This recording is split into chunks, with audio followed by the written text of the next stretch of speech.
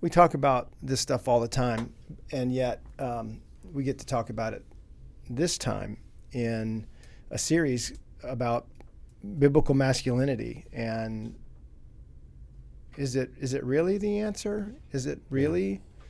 Yeah, I just don't even like that phrase. Well, I I thought we were going to ease into this just a little bit.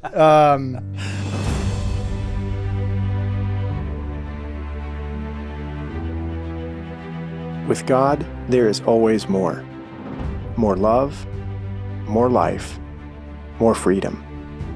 Welcome to Zoe's Exploring More with Michael Thompson. C.S. Lewis once wrote, "Our Heavenly Father has provided many delightful inns for us along our journey, but He takes great care to see that we do not mistake any of them for home." Join me and the team as we explore the kingdom together, discovering the deep truths and offering encouragement for the journey. There is always more. Welcome, friends and allies, to the Exploring More podcast. Michael Thompson hanging out. SJ's back. SJ's back for this season. I'm over the plague. Yeah, that was a little rough. You said, well, we had COVID about the same time because we were 20 October out. 2020. Mm-hmm. Yeah, that was bad. That was a bad couple months. Yeah, we had original flavor. Yeah, and it was COVID. It was scary because there was so many things still unknown and stuff. But you said this is as sick as I've been since then. Yeah, I wasn't that sick, but it's as sick as I've been since then, right? For sure. Yeah, and it was just all up in here, man. Yeah, I called all you, man. all the gunk. I called you, and man cold stuff. Yeah, that thing. yeah. But I called you, and yeah, man, it sounded. Hey. Yeah, something. How you doing? out of a prison cell. Yeah, exactly. Somewhere in been smoking a bunch old of Pall school Malls. movies. Oh yeah. So, but anyway, glad to be back. Yeah, good to have you back. And so, just in time, as young Caleb and I kind of teed up this series, which we talk about this stuff all the time, and yet we get to talk about it this time in a series about biblical masculinity. And is it really the answer? Is it really? Yeah, I just don't even like that phrase. Well, I thought we were going to ease into this just a little bit. Not great at easing. And it's easy. I mean, we watch the world's just got a lane of critics. It really does. And I mean, if you're watching a sport or a film, I mean, there's. So I want to be really careful, as much as we can be, to not be critical of this, but rather be helpful, be defining, maybe bring some clarity, more clarity to this. And why would you do a podcast series on, biblical masculinity? Really? Question mark. And so, I just want to step into it in a way that I think, we get to share a bit of our hearts, our journey, working with men over the last 15, 20 years now. And I would start by saying, there's some things that by nature, I don't know if they just get old or tired or expired. And the old definition of insanity kind of comes up to me, trying the same thing over and over again and expecting a different result.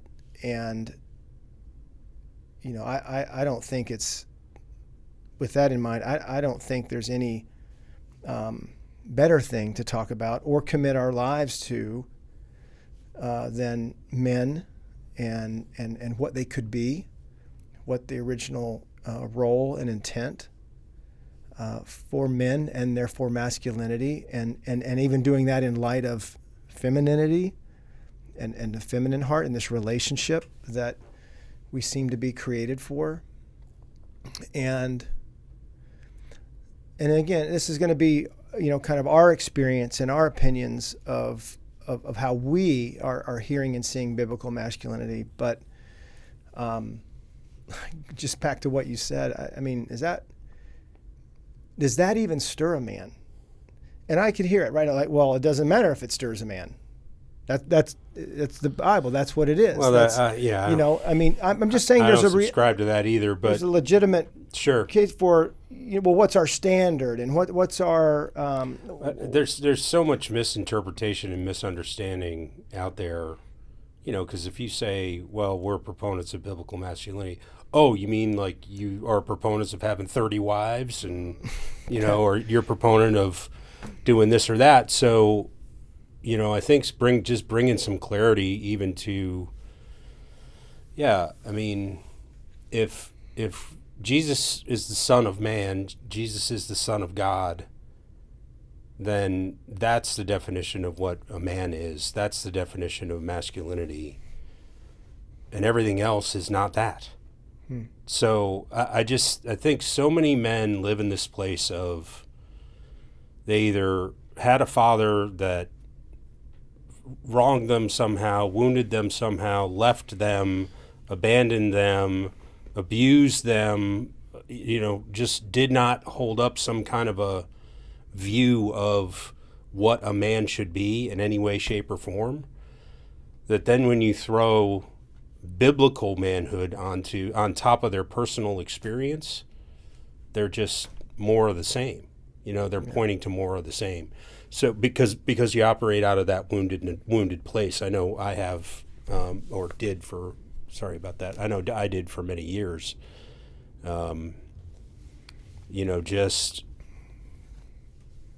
even like my father was there, but he wasn't engaged. You know my story. I've shared it here before. So when people try to father me, I do the stiff arm. Like, no, I don't need that. You know, operating out of that woundedness, I don't need a father. I can do it without you. That's fine. You don't have to show me anything. I'll figure it all out. So don't try to come and father me because I'm wounded in that way. And you try to talk to other men about a biblical definition of manhood. Well, then if you don't start with, well, what's your experience of that, Ben?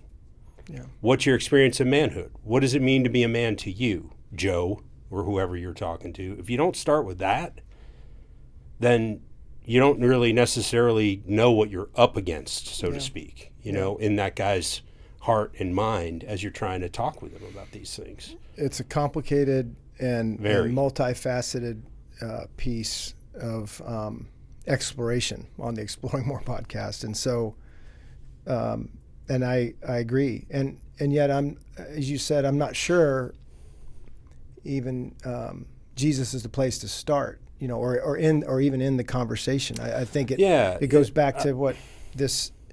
I think if you're going to talk about biblical masculinity, though, you've just got to, like, if that's all you're talking about, and you're doing an exploration or a definition of what that is, then the clarity that needs to be brought is, it's not. I wouldn't look to Adam. I wouldn't look to David. I wouldn't look to Saul. I wouldn't look to Paul. I'd look to Jesus. Right. In those defined parameters, right? Yeah. I think all those men exist in the context of the Bible to show the contrast between man living under sinful nature and then this second Adam, Jesus, that comes without sin. Mm-hmm. Right? And this is the target. This is the goal. This is the hope. This is the dream that we could somehow survive that way or live that way. Yeah, where that gets problematic for me is now you got to talk about your image of Jesus. Sure. You know, so even the suppositions that it's him. It's be like him.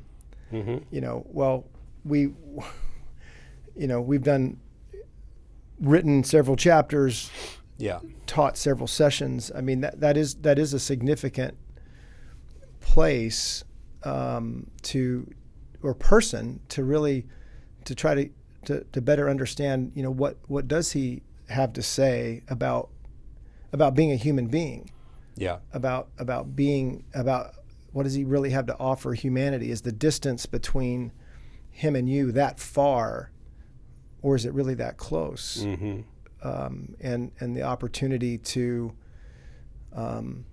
partner with him in this great work of renovation, in your own life. I mean, we, like Neo, we know something's wrong. we know something's not right. Mm-hmm. And so I think that for me, why I'm ready to move away from the term, and like you said, all that it kind of conjures in biblical masculinity. If you were to ask me, well, what would you call it then? I think I would use one of the words that Jesus used the most, and it's kingdom. I mean, do the word study. Kingdom, kingship. Kingdom, just kingdom. Mm-hmm. That's my adjective. Yeah. Kingdom masculinity, because I think that gives us at least a better starting point of what Jesus talked about all the time, what the kingdom's like, and how to operate in the kingdom, and in this space of fallenness, where things aren't right, and they will be made right. But the context of our story, where this is happening, where masculinity's happening, you were talking about that in an individual's storyline in their history. Well, add that up by the millions population of of masculine representatives on the planet, and it gets pretty murky and pretty pretty wild, pretty fast. Yeah, I think that's. Thank you for saying those things that way, because I think that brings more clarity as to why another reason I don't like to use the term biblical manhood, because it's just trying to put a simple definition, or it's trying to simplify things. Just be like Jesus. And that's just not helpful in many, many circles. It's not unhelpful, right? Like, let me jump in and say, good. No, it's not. We should have that. No, it's not helpful. It's overly simplified in the context of somebody's story and somebody's experience. So if it's not helpful, and we keep trying to do it, you're back to this insanity. And then it's easy to blame the men. Let's just blame them for not being able to get this crap straight. Right. And if you would just learn, these principles, or if you just learn this program, it makes me think of William Wallace, and his quote in Braveheart, when he says, "Men don't follow titles; they follow programs." That's not what he says to Robert the Bruce. I was going to say I remember the titles. Men don't follow titles. The programs. They follow courage. Yeah. And so I think about these things that seem to resonate with a lot of men. And they would follow you, Robert the Bruce, yes, if you would just lead them. Lead them. Yeah. And so, and yet he's taking that passive approach, which is something we'll have to talk about. I do think that in some of the books I've read and the journey I've been on within the biblical manhood conversation, I think that passivity is a very important subject to explore. It is our kryptonite. It is our it's our worst days. When I think of best days and worst days, it really has a crippling effect on, and it did on Adam, and that's Eldridge's point. He was right there. Yeah. What did he do? Nothing. So blamed his wife. And this idea of passivity being a nemesis for masculinity. But back to. Well, I want to talk about passive aggressive behavior too. Go ahead for a minute, please. Just what you were talking about just made me think of some of the comments we receive on our YouTube channel. Is this passive aggressive, where you can now in the world today, you can make an aggressive statement, and you don't have to look somebody eye to eye to do it. So it's this passivity of being behind a keyboard, but you're saying something you likely would never say to somebody if you were standing right. Yeah, and that's not just on our YouTube. It's across the internet. You go, you look down any chat strings. It gets to be. So it's a cultural thing now. that has been enabled, I would think. So I want to say too, SJ, I mean, last thing I want to do is make the scriptures irrelevant to this conversation. No, that's not what we're saying. And that's not what we do when we have the honor and privilege to talk about masculinity. And so the scriptures matter. And yet I'm not sure that as I move in the circles we move, that, you know, when you say biblical masculinity, the room goes, "Oh, great." No.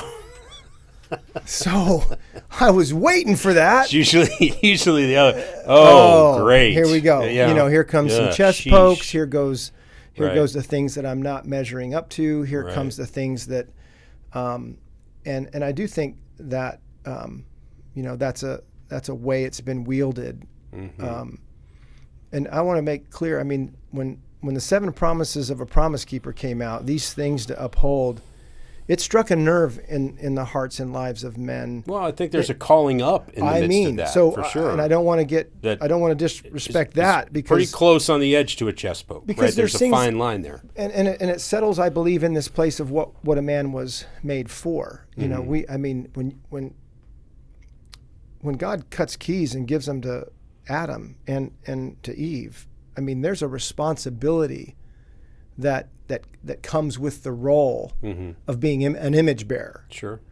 And so part of this conversation with biblical masculinity, I think, for me, SJ, is really not so much defining what that is, give me a short definition for biblical masculinity. It's more what I believe, some things that are really critical to, well, what are you saying that the Bible says about that? And as you bring up Jesus, for example, or you bring up the ingredient of being an image bearer, having roles and privileges and responsibilities as kingdom citizens, men and women. And so, I think that's where I really want to go in this series is at that school zone pace, you know, to move quite slowly through some things that if these are not in your biblical masculinity toolbox or recipe, or to make a man, or to build a man, then, you know, I think that just telling a man to do better and be better, man up and man up and sin less is really not very helpful. And I find that talking with my friends, those are some of the, you know, man on the street, and maybe we can send Caleb out there. Like, what do you think of when I say biblical masculinity? You know, does that bring you to attention? And yeah, man, let's talk about that. Or is there some other, and that would be a great research project. But I think for me, it's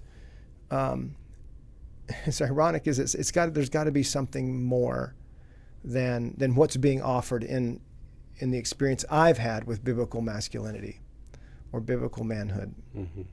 And I'd like to talk about, well, what makes this conversation different than, you know, men just not being more like Jesus. We agree that's a pretty Captain Obvious observation, but yet how do you see Jesus? I mean, I didn't see him as masculine or strong or as my image that I grew up with was more meek and mild and passive, and I'm talking about some of the posters on the wall. Yeah. At How much of that came from your dad? I didn't. That's such a great question. I really didn't associate a lot of that together. You know, my experience with my dad and the image that I had of a man through him, I think was more attractive to me in my story, more attractive to me as a boy and young adolescent for sure than the Jesus I was being offered, the God man, through my church experience. Interesting. Yeah. And I do think that there are some realities of your father and your view of God the Father has correlation and projection. Mm-hmm. You know, especially as a young guy, little guy, little boys. Yeah. That's the God figure, whether your dad's absent, passive, aggressive, loving, caring, distant, whatever he is, those formative years are forming your opinions and your feelings about God and much of what we do masculinity. Much of what we do at the encounter weekends is we try to create an environment and an encounter with God to undo some of those things. That, yeah. My experience, SJ, was very connected to, the image that was being shared or taught to me in growing up in the church, in some of the denominational spaces. That's where more of my, if I look back at, you said things we have to unlearn. My view of biblical masculinity was, you really are a piece of, you're a piece of work. Let's say it like that. And the sermons and the salvations and all of that was just very connected to, these souls in the hands of an angry God. Versus with your dad knowing your story, at every game, not a perfect guy by any stretch, right? And who is. Right. But seeing you, paying attention to you. Remember the story of boys hiding under the blanket and him playing with you when he gets home and all that. I mean, a measure of belovedness. Right. That was not communicated through your experience. And yet my image of God was overran and overturned by the way God was being promoted. And sin being emphasized and the cross being everything. And so that's my story. Yeah. But when it comes to masculinity, and we've shared this and we believe this, and you're making a great point. I'm just saying, for me specifically, my dad wasn't the significant problem in this idea of biblical manhood. What the church taught me was a problem in that space. I felt like my dad was more of a man than some of the other images that I actually saw and experienced, in church or church leadership. And I'm talking about a boy. What's a boy going to think? Right.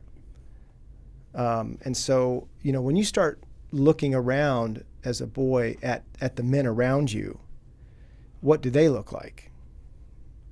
To your point, how do they bear that image? And do you want to be like that? And, in my dad's story, my grandfather, World War II, we've talked about him a few times, but my dad was off his maps pretty early, because when my grandfather came home, my dad was 5. He was gone. He was a shell of a man in many regards. Yeah. And I didn't even experience him as his grandson that way that my dad did. So I got a dad who was very, very present and very, very engaged. I didn't know all the while he was, in many ways, determined to do it different than what happened to him. Yeah. So back to your point, his wounding actually, in an ironic way, worked in my favor. And my dad was engaged, especially in boyhood and the younger years. So, and I think all this, I want to get back to your really wonderful point you made. This experience that a masculine heart has had from their youth, from formative years, critical to then what you're inviting them to see and potentially become. We say that in the unraveling or the unlearning, there's this overcoming in order to become. And does Jesus really, do you see a strength there because that's attractive to masculinity across the board. And I think one of the fears that masculine image bearers have is being weak, not having a strength to offer. So what image do you bear, and what does that image invite you to be? Again, the men's groups and the things that I sat through in my 20s and 30s, didn't. That's my experience with biblical masculinity, and I think if they're still running those same plays, the game has evolved into such a way, not that the Bible's irrelevant, but that we really need to make sure that we are understanding the core tenets and the core ingredients of a kingdom masculinity, a kingdom man. And I think that's where I think that's where we could go in this bigger conversation of instead of poking as many holes as we can in what's wrong with biblical masculinity.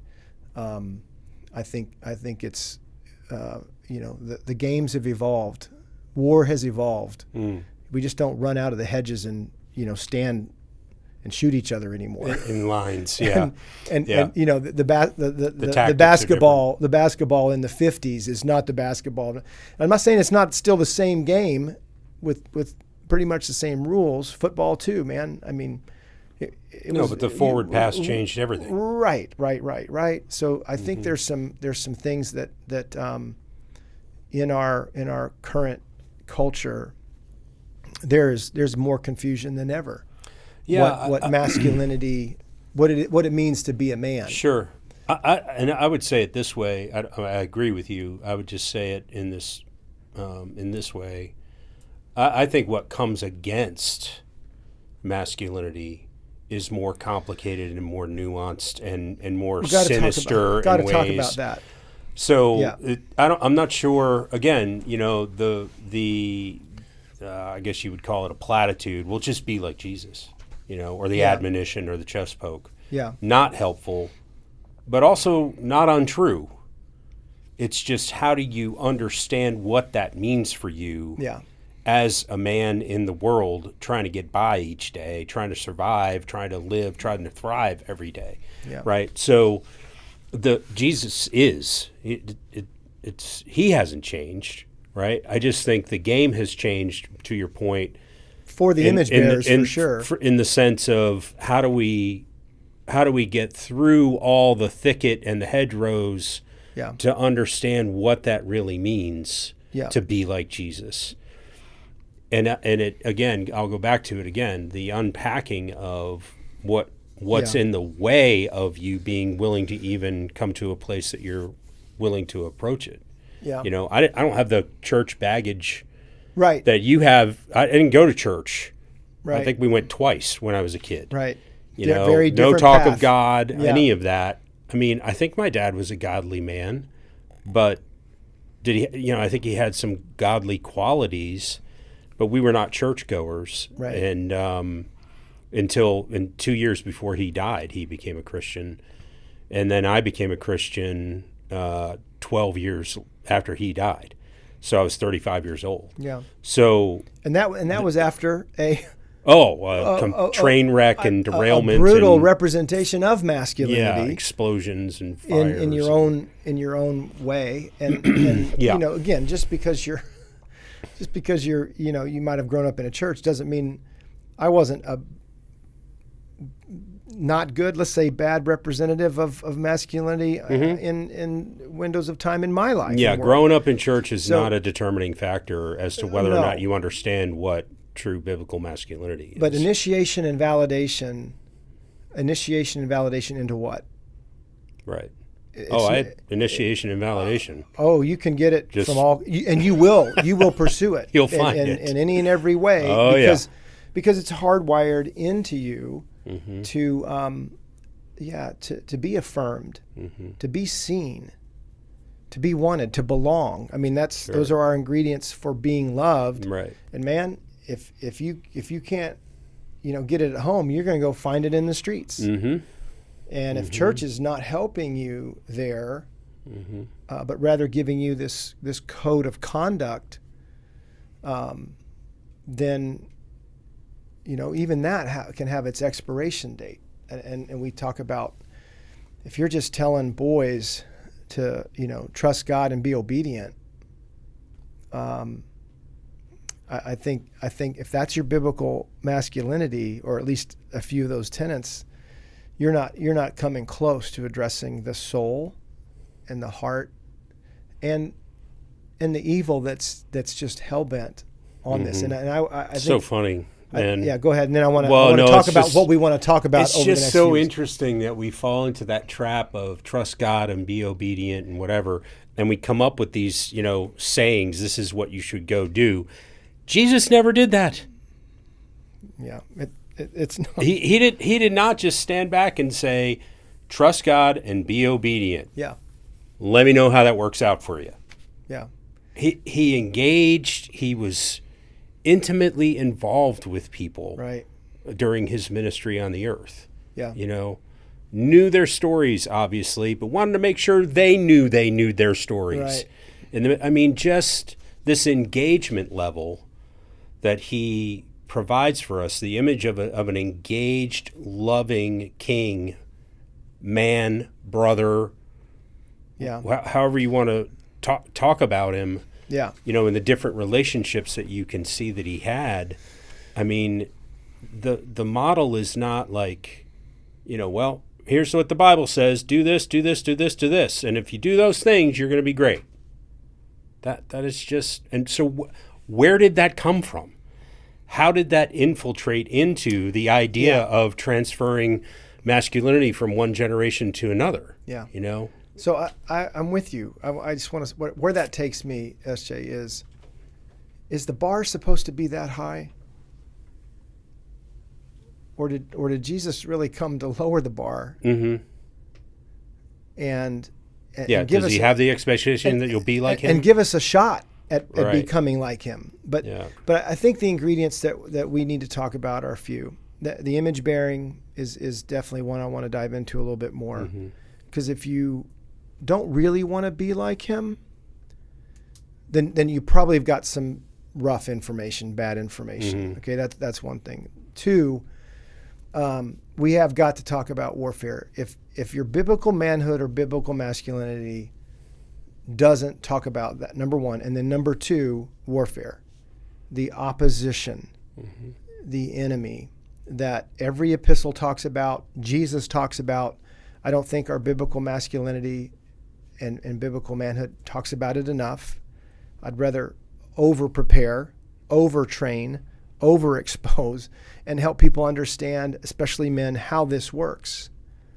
Because if you don't know how the enemy works in their ongoing attempt to steal, kill, and destroy, then your naivety's killing you. So that's what I mean by a kingdom man knows that. And not just knows that because he went to one of our weekends or he read one of our books, but he's actually, we're not the only ones talking about this in this way. I mean, there's others that are singing this song, that are telling this story, and how does darkness, what role do they play? What is this villain up to? And I think to get your arms around kingdom masculinity and being a kingdom man, we've got to talk about that some.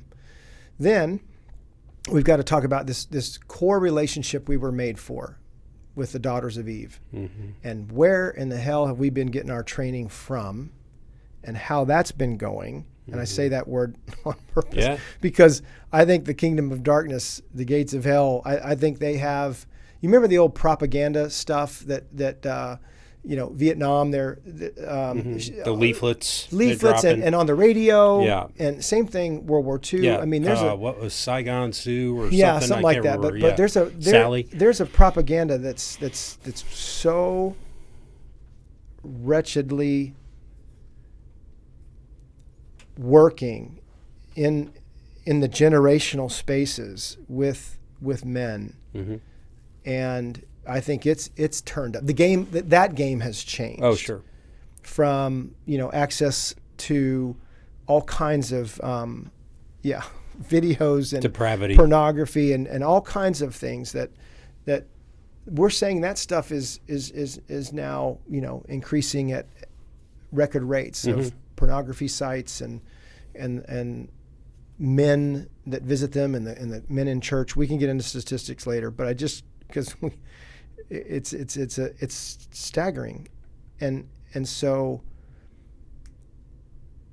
if we don't bring some more clarity to what we were taught about women, what we were taught about girls, it's just another one of those things that we have to recover from the lies we were told and the ways that we were so subtly, even the films that we watched as boys, you know, how Eve is portrayed, and most of what men, I agree with Dallas Willard. Let me say this. Dallas Willard says in his book, Divine Conspiracy, that mostly what God is up to is looking for men and women in whom he can entrust his power and authority. And most of the story is men, predominantly men and women, being entrusted with power and authority and hurting others and themselves. Abusing it, yeah. Right. Yeah. And so what's the remedy to that? You know, when you are a representative, an image bearer, you're a representative of masculinity, and you use your strength, prowess, whatever you can to get your power and authority to get and to get respect, to get validation. You use it to get it's going to implode and explode and implode, because that's just, honestly, it's the way the kingdom works. You won't get away with that for long, and the list of casualties will be many, and it just adds to the reputation. It just adds to the reputation of masculinity, and I think when we see biblical masculinity as as some way to solve this problem, and it doesn't seem to be, I wonder if we might want to find a different offense to move the ball forward, and tackle some of these really, really important issues that we've said this before. If men are a big part of the problem, we believe they can be a great part of the solution. But not if we don't understand, not if we don't have a good plan, not if we don't understand what's needed to see a man recover from what you said, his past and history, whether it's church Sunday morning, Sunday night, and Wednesday night, or no church. You were that kid I was wondering, like, how are you doing that? How'd you pull that off? Yeah, what do you mean you don't have Sunday clothes? No. I got to go change so we can go play. No. You know, and you're like, well, what do you mean you got to go talking change? about? Yeah, that's, when you're been wearing my kids since I got up this morning. Yeah. Well, I got to get these Buster Browns off. So I think there's a lot to explore here, and it may take a few sessions of our time. I want to say this in response to what you just said too. I think yes, definitions, clarity, understanding. I like kingdom masculinity versus biblical masculinity. Not suggesting that kingdom masculinity is unbiblical. Right, like you said earlier. Right. But the understanding too that this has to come from, for each man, for each of us, there has to come a moment where we're willing to look inward. For the resolution of the problem. Versus it's her, like Adam, it's this woman you gave me, God. She's the problem. Or circumstances, or a job, or this, or that, the other thing. I'm not trying to say that I'm discompassionate about the plight of a man that a man's going through and the issues that he's trying to deal with. But at some point, unless you turn inward, you are the one that can control you. And decide to try to unravel some things, try to do some research. I got a guy coming next week. He's going to spend the whole day with me, tell me his story, right? And tell me some other, I've had him do some other exercises, and because he wants to do things differently. And until he got to that point where he wants to change, when he wants and you know what I'm going to do, and you'll be here too. You'll talk with him. Okay, what's going on in there with Jesus? Like where, what parts of your heart are you not allowing him in and to explore? So so I think the this high level understanding of biblical kingdom masculinity is very, very important. But it comes with maybe not the chest poke, maybe it's the hand on the shoulder, encouragement. Right. Man, you got to get this in here and quit looking out for solutions. You touched on the last thing I wanted to say. I'll just say it. Yeah. And that, this is about, I think a kingdom masculinity is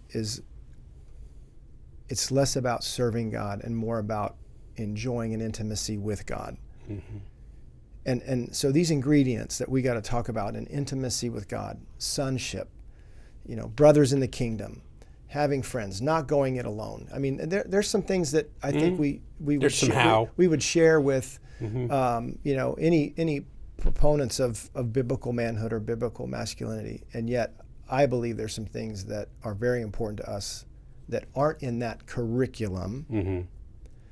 And I want to end, before we get to this question that somebody sent in, I want to end with, it is, you do have to learn about whatever it is. Caleb's playing the guitar. You got to learn about it. But you just can't read about it. At some point, you got to pick the guitar up. You can't just, you can learn about a baseball swing. I know our friends that watch golf videos, right? So there is a part of this that is learning about, but then there's a learning from. And to learn from God, what it is to be a man and what version you are as a representative of masculinity and a masculine image bearer. That is going to take some time. It's an apprenticeship. It's hand over hand. It's heart over heart. But it's going to be in the field. So you can read about kindness. Crud, man, you can read about patience. I mean, let's read it first. You can read what love is. It's in the field that you're going to learn from. Right. And for most men who live lives of quiet desperation, like Thoreau said, most men, that's where we want to help men. There's something that is opposing men being kingdom men, and there are some real significant ways that things work. So learning about those things so that you can then learn from those things. Oh yeah. And I think that's where I want to kind of go into this kingdom masculinity. Caleb, we got one more minute. Question of the week. So Caleb is shout out to Caleb. He's got this great segment that he wants to do because people are engaging and leaving us comments and questions. So we ought to answer them, I think is what he's thinking. So what do you say to Kendra 9688 who says, what is man's truest worry or fear? Yeah, that's a great question. I don't know that I could speak for every man. Right. I would go back to